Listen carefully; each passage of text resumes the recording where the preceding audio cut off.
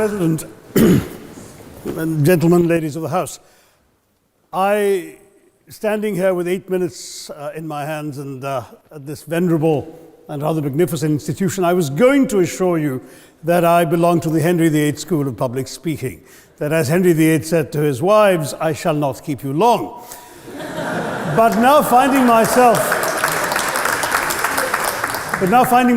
the seventh speaker out of 8 in what must already seem a rather long evening to you, I rather feel like Henry VIII's last wife.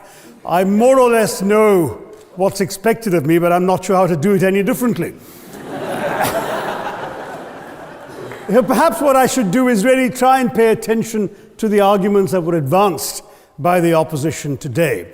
We had, for example, Sir Richard Ottaway challenging the very idea that it could be argued that the economic situation of the colonies was actually worsened by the experience of British colonialism. Well, I stand to offer you the Indian example, Sir Richard. India's share of the world economy when Britain arrived on its shores was 23%. By the time the British left, it was down to below 4%. Why? Simply because India had been governed for the benefit of Britain. Britain's rise for 200 years was financed by its depredations in India. In fact, Britain's industrial revolution was actually premised upon the deindustrialization of India. The handloom weavers, for example, famed across the world, whose products were exported around the world, Britain came right in. There were actually these weavers making fine muslin, light as woven air, it was said. And Britain came right in, smashed their thumbs, broke their looms, imposed tariffs and duties on their cloth and products, and started, of course, taking the raw materials from India and shipping back manufactured cloth, flooding the world's markets with what became the products of the dark and satanic mills of Victorian England. That meant that the weavers in India became beggars, and India went from being a world-famous exporter of finished cloth into an importer, went from having 27% of world trade to less than 2%. Meanwhile, colonialists like Robert Clive bought their rotten boroughs in England on the proceeds of their loot in India, while taking the Hindi word loot into their dictionaries as well as their habits.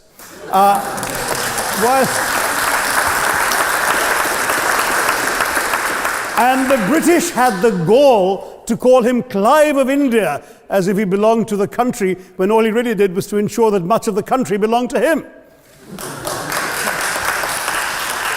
By the end of the 19th century, the fact is that India was already Britain's biggest cash cow, the world's biggest purchaser of British goods and exports, and the source of highly paid employment for British civil servants. We literally paid for our own oppression. And as has been pointed out, the wealthy Victorian British families that made their money out of the slave economy, 1/5 of the elites of the wealthy class in Britain in the 19th century owed their money to transporting 3 million Africans across the waters. And in fact, in 1833, when slavery was abolished, what happened was that a compensation of £20 million was paid, not as reparations to those who had lost their lives or who had suffered or been oppressed by slavery, but to those who had lost their property. I was struck by the fact that your Wi-Fi password at this union commemorates the name of Mr. Gladstone, the great liberal hero. Well, I'm sorry, his family was one of those who benefited from this compensation.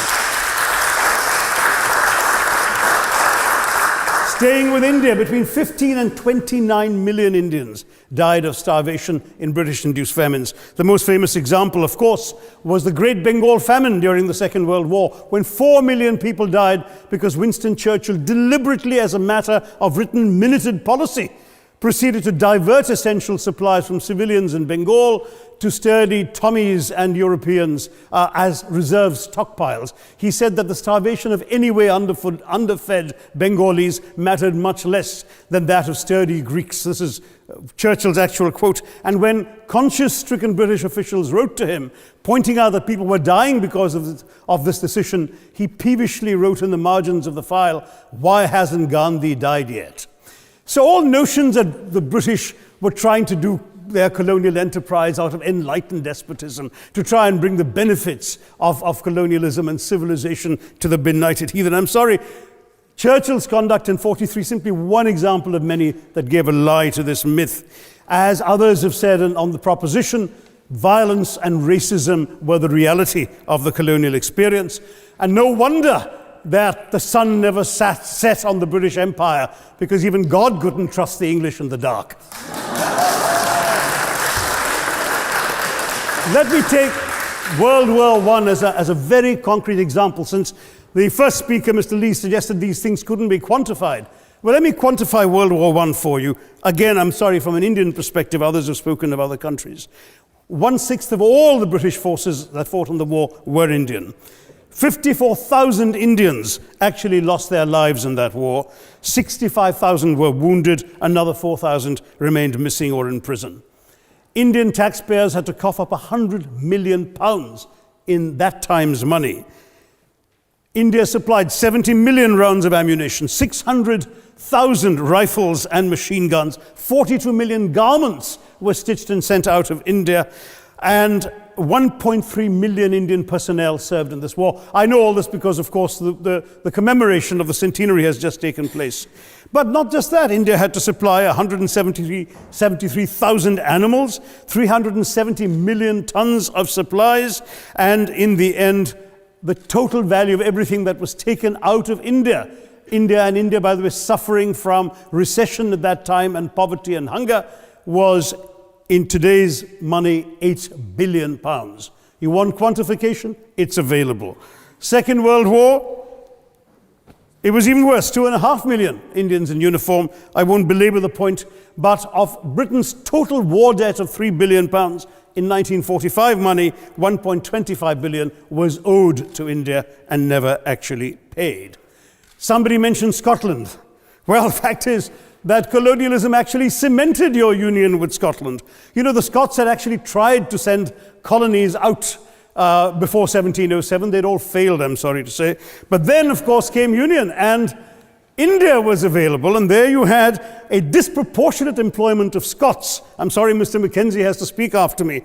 Engaged in this colonial enterprise as soldiers, as merchants, as agents, as employees, and the earnings from India is what brought prosperity to Scotland, even pulled Scotland out of poverty. Now that India is no longer there, no wonder the bonds are loosening. Now, we've heard other arguments on this side. There's been a mention of the railways.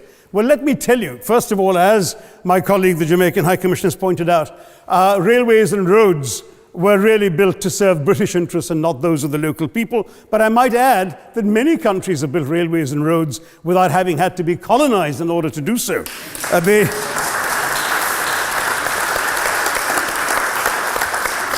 They were designed to carry raw materials from the hinterland into the ports to be shipped to Britain.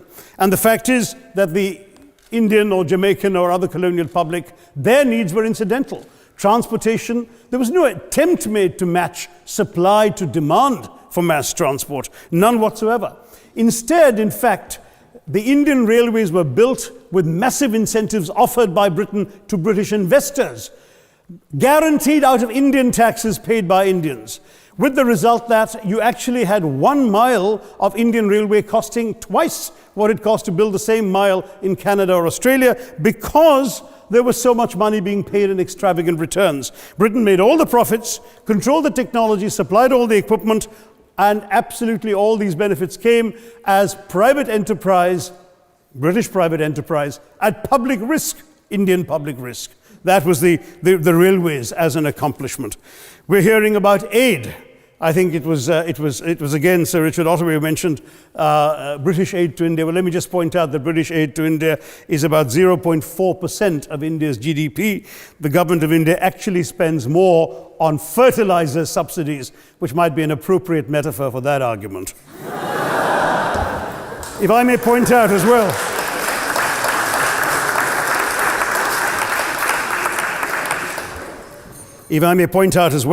that as my fellow speakers from the proposition have pointed out, there have been incidents of racial violence, of loot, of massacres, of bloodshed, of transportation, in India's case, even of one of our last Mughal emperor.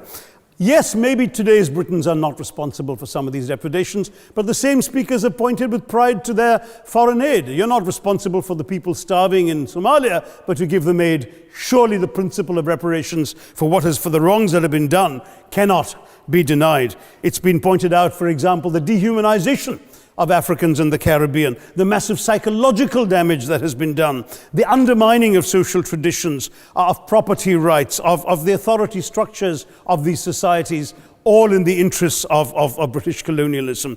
And the fact remains that many of today's problems in these countries, including the persistence, in some cases the creation of racial and ethnic and religious tensions, were the direct result of the colonial experience. So there is a moral debt that needs to be paid. Someone challenged reparations elsewhere. Well, I'm sorry, Germany doesn't just give reparations to Israel. It also gave reparations to Poland. Perhaps some of the speakers here are too young to remember the dramatic picture of Chancellor Willy Brandt on his knees in the Warsaw Ghetto in 1970. And there are other examples. There is Italy's reparations to Libya. There's Japan's to Korea. Even Britain has paid reparations to the New Zealand Maoris. So it's not as if this is something unprecedented or unheard of that's going to somehow open some sort of nasty Pandora's box.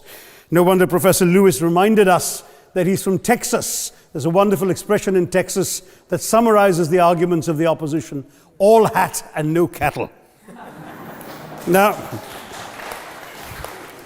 if I can just quickly look through the other notes I was scribbling while they were speaking, there was reference to democracy and rule of law. Let me say with the greatest possible respect, it's a bit rich to oppress, enslave, kill, torture, maim people for 200 years and then celebrate the fact that they're democratic at the end of it.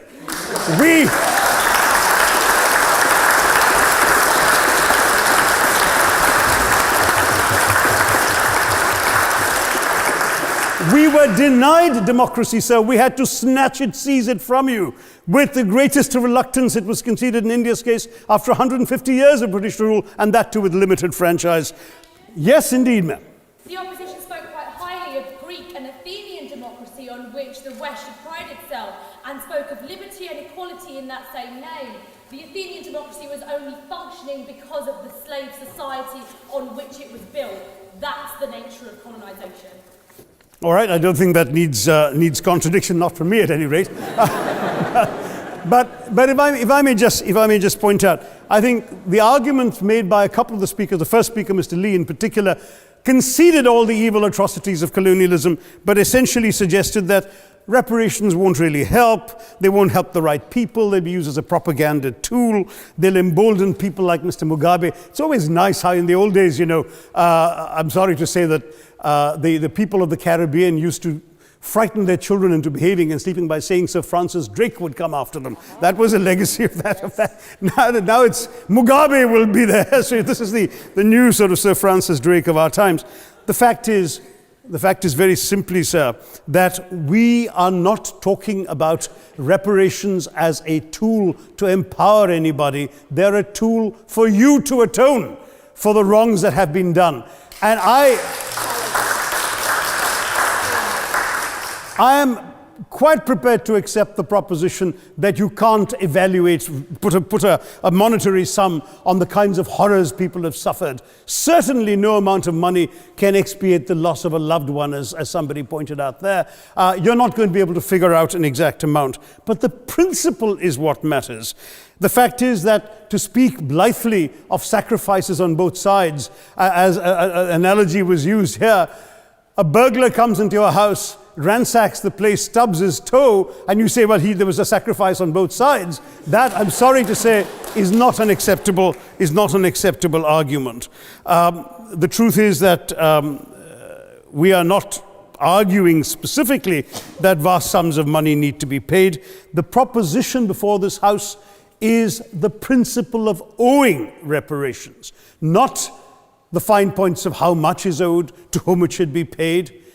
The question is there a debt? Does Britain owe reparations?